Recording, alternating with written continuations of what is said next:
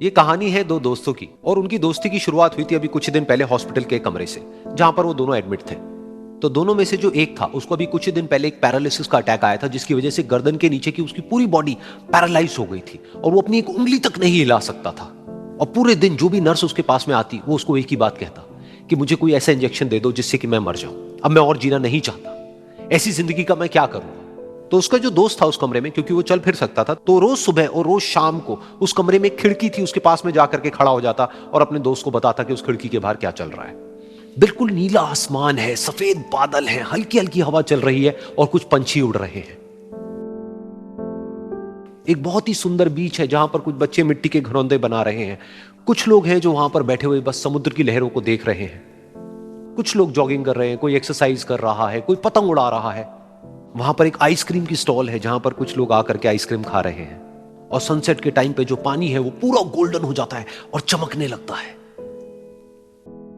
तो शुरू में तो जब उसने वो सब बताना शुरू किया तो उसके दोस्त के ऊपर ज्यादा असर नहीं हुआ, लेकिन धीरे धीरे उसके अंदर जीने की चाह जागने लगी।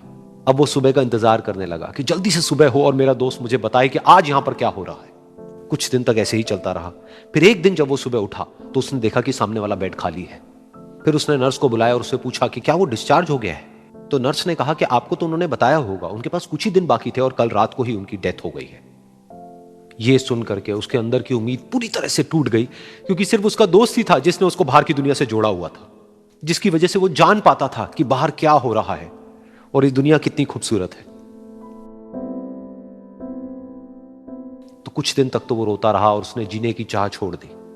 लेकिन दूसरी ही तरफ से उसके अंदर कहीं ना कहीं एक नई चाह पैदा हुई कि काश मरने से पहले एक बार मैं खुद अपनी आंखों से देखूं इस खिड़की के बाहर कि ये दुनिया कैसी है। जैसे जैसे उसकी ये चाह बढ़ने लगी, उसको अपने अंदर एक अजीब सी एनर्जी महसूस होने लगी।